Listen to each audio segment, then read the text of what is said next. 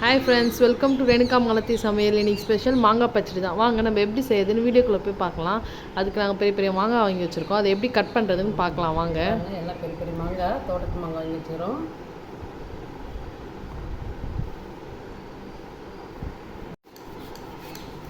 வாங்கம்மா மாங்காய் அரிஞ்சிக்கலாம். இந்த மாதிரி அரிஞ்சிட்டு நல்லா கழுவிட்டு துடைச்சிட்டோம்மா இந்த மாதிரி அரிஞ்சிக்கலாம்.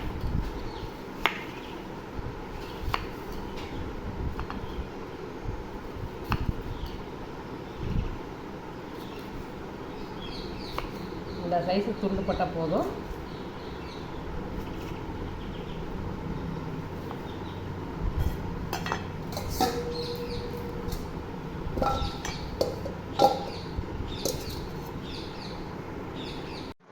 ஹாய் ஃப்ரெண்ட்ஸ், நம்ம மாங்காய் பச்சடி செய்ய மாங்காய்லாம் கட் பண்ணிட்டோம். இப்போ எப்படி செய்யறதுன்னு பார்க்கலாம் வாங்க. அதுக்கு நாங்கள் கேஸில் குக்கர் வச்சாச்சு. வாங்கம்மா எண்ணெய் விட்டுக்கலாம். ஒரு 2 ஸ்பூன் எண்ணெய் விட்டுக்கலாமா. வாங்கம்மா ஒரு ஸ்பூன் கடுகு போட்டுக்கலாம்.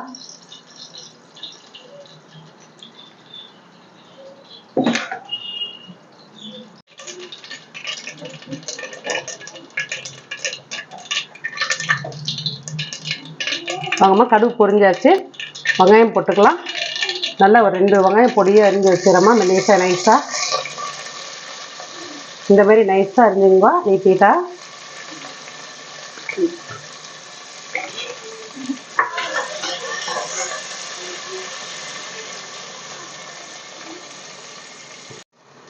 கொஞ்சம் போல் கருவேப்பிலை போட்டுக்கலாமா. 2 தக்காளி பொடியை அரிஞ்சு வச்சுக்கிறோமா.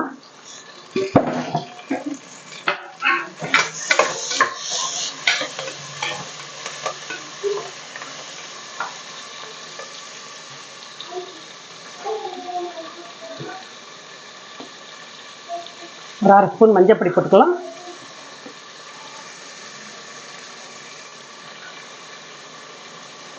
ஒரு ஸ்பூன் அளவுக்கு உப்பு போட்டுக்கலாம். கல் உப்பு தான் போட்டுக்கிறேன்.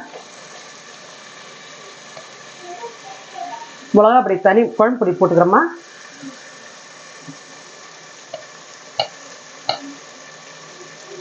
ஒரு 1/2 ஸ்பூன் போட்டுக்கிறோமா. ஒரு 1/2 ஸ்பூன் சுக்குத்தூள் போட்டுக்கலாம். போட்டுக்கலாம்.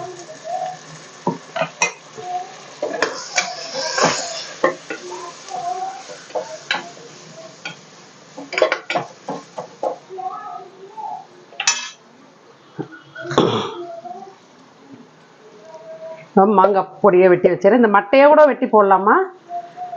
மட்டை இல்லாமல் மட்டையே மட்டை இல்லாமல் வெட்டி போட்டோம். 1.5 கிலோ மாங்காய்மா.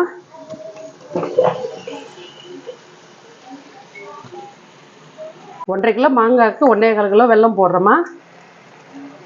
ரொம்ப இனிப்பு இருந்தால் நல்லா இருக்கா. திட்டமாக இருக்கணும். இனிப்பு, காரம், புளிப்பு,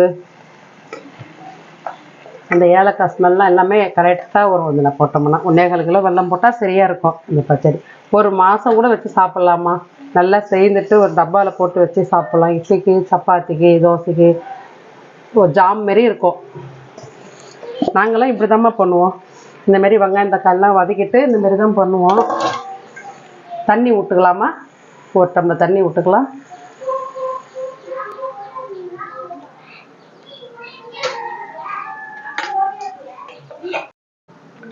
போட்டு விசில் மூடிடலாமா. ஒரு 3 விசில் வரட்டோமா. ஒரு 3 விசில் வரட்டும் பார்க்கலாம்.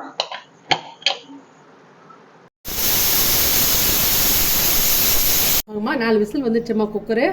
மாங்காய் பச்சடி இப்போ ஆஃப் பண்ணிடலாம் கேஸை. 4 விசில் வந்தாச்சு. ஓப்பன் பண்ணி பார்க்கலாம்.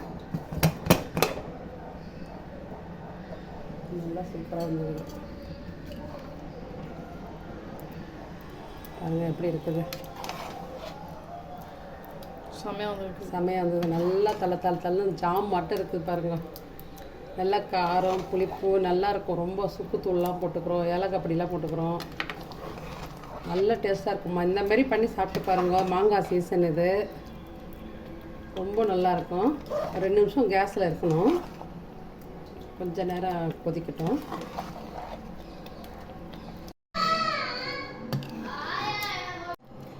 பாருங்கம்மா, மாங்காய் பச்சடி இந்த மாதிரி பண்ணுங்க. இந்த தக்காளி புளிப்பு, வெங்காயம் புளிப்பு எல்லாம் செம்ம டேஸ்ட்டாக இருக்குமா. இதெல்லாம் போட்டோம்னா இன்னும் தேங்காய் கூட பல்லாக நெய்யில் வறுத்து போட்டால் அவ்வளோ சூப்பராக இருக்கும். நாங்கள்லாம் இந்த மாதிரி தான் எங்கள் ஆயா வீட்டில் இப்படி தான் பண்ணுவாங்க. அவ்வளோ நல்லா இருக்குமா. ஒரு 20 நாளைக்கு விட வெளியவே வச்சு சாப்பிட்லாம். எங்கள் ஹாய் ஃப்ரெண்ட்ஸ், பாருங்கள் சூப்பராக ரெடி ஆயிருக்கு மாங்காய் பச்சடி. செம்மையாக வந்திருக்கு, நல்லா குழஞ்சி நல்லா வெல்லம் மாங்காய் பாருங்கள் எப்படி இது பாருங்கள், அவ்வளோ சூப்பராக இது. இந்த மட்டை தேங்காய் மாங்காய் மட்டை அவ்வளோ சூப்பராக இருக்குமா. அது உள்ளுக்குள்ளே ஒரு மட்டை இருக்கும், அந்த மட்டை அப்படியே சாப்பிட்டா அவ்வளோ சூப்பராக இருக்கும். எப்படி இது பாருங்கள். இந்த ஜாம் வந்து வெளியே இருந்தால் கெட்டே போகாது. மாங்காய் ஜாம் மாரி இது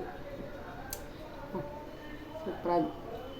மறக்காமல் இதேமாதிரி செஞ்சு ட்ரை பண்ணி பாருங்கள். எங்கள் சேனலை சப்ஸ்கிரைப் பண்ணுங்கள். பிடிச்சிருந்தா லைக் பண்ணுங்கள். கரெக்டாக இருக்குமா, நல்லா சூப்பராக செம்மையாக இருக்குது, வேறு லெவல். இந்த மாங்காய் சீசன் இந்த மாதிரி செஞ்சு ட்ரை பண்ணி பாருங்கள்.